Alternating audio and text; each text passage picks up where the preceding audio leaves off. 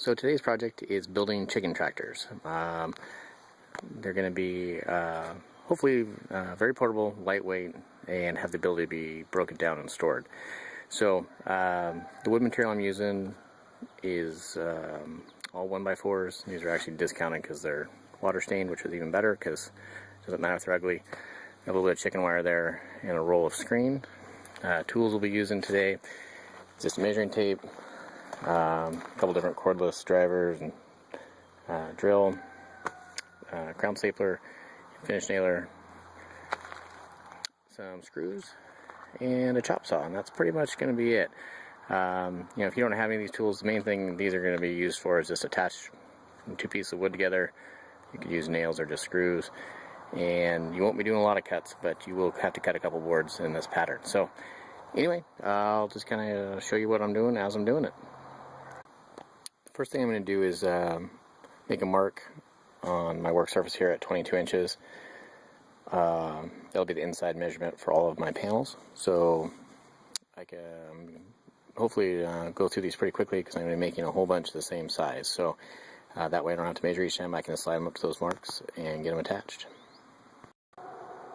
So those cross beams that we're going to be using to get our top and bottom panels connected, those are going to be 29 inches long. And we're going to cut a whole bunch of those, and then I'll show you the panel.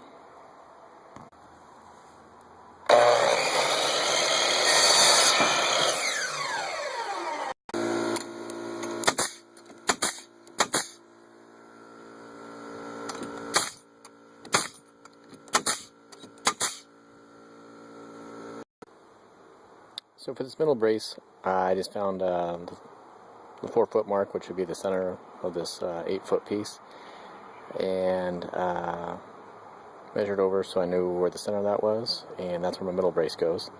This doesn't have to be exact, but it's kind of nice to get it so at least it looks even. So anyway, get that last one on there and our first panel will be done. Okay, we got a frame panel done. Next thing is to cut some wire for it.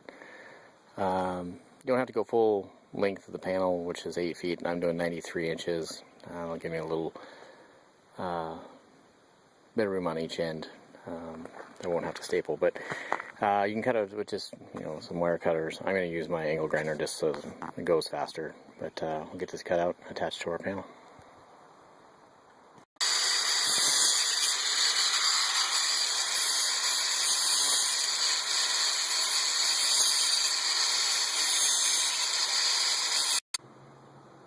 Okay, moving on to the crown stapler.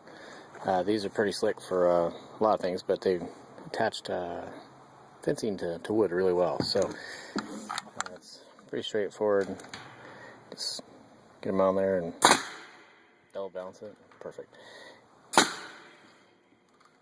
About every 8-9 spots. And we'll do that all the way around. On the ends, they don't come all the way down, so what we'll do is we'll just put a little bit of pressure on there, flatten them out, and work our way all the way down to that end. Okay, here's our panel complete.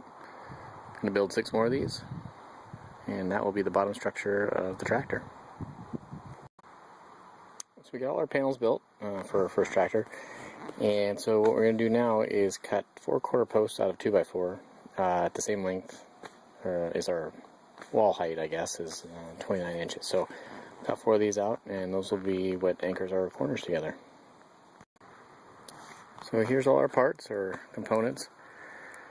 This is my theory of where I want it to be when I want to store it, instead of having a big tractor out in the yard that's going to have weeds and stuff growing through it, and just being in the way. When I don't have chickens in here, I can take this apart with removing a few screws, and it can go up in the upstairs in my barn or lean against the wall or somewhere that's going to be out of the way. So that's what it looks like in parts, and we're going to put it together and show you what it looks like when it's all put together.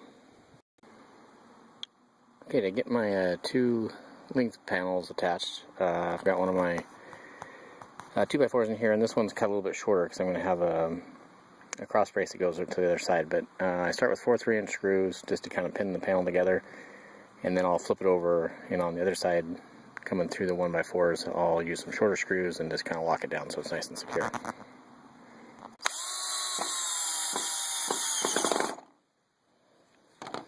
So I'll just put a pattern all up this side too, and it'll be locked and loaded. So here's our footprint. Got our walls and sides.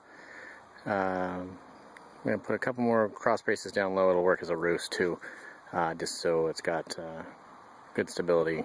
And then we'll get a roof on it, and some wheels and some platforms for waters and feeders, and it be ready for chicken. So get a little bit farther down here and show you the progress.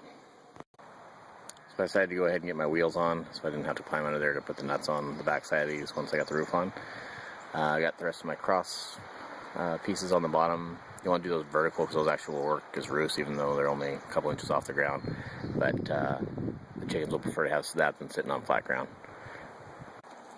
Okay, got a roof all on. Got dried in just in time. Started to rain. But it's just some tin roofing off of an old chicken coop we had. It's actually going to work more for shade than it is for protection from rain.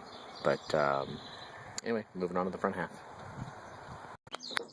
So the roof panels are going to be a little bit bigger, just because they got to bridge the gap. So they end up coming in at 15.5 for width. They're still 8 feet wide. Everything pretty much is on, because it's all 8-foot material, will be 8 foot or 16 foot. So anyway, this is ready for screen. So I got the roof panel on. It's just got 4 screws, one in each corner. I did that so when I'm wanting to get in here, this is for raising meat chickens, I can just take the whole roof off, so I don't have to be crawling around under there and trying to catch them. So a couple screws in the tin, a couple screws in the panels. This front section I'm going to build next is going to have a hinge so we can get in and out there while we're raising them if we need to, but everything else we lock down, and we're on to the last piece. Okay, in each of the front corners I'm putting in a little, just basically a shelf. Each one will hold the water, one will hold the feeder. So they'll both just get attached there, so they got somewhere to ride as this thing's moving around. Okay, last step, doors on there. This is basically just another panel. I made this one with bird netting, so it'll be lighter. How it's attached is it's just got, I made the boards come in here and they tuck into this gap that's between this panel, and just kind of locks it down so it'd slide out. And take it off if you need to get in there. But it's all done. So if you're planning on building one, hope this design gives you some ideas. I think this works out to 128 square feet on the inside. You should be able to raise 20 to 40 meat birds at a time. So thanks for watching. Have a good one.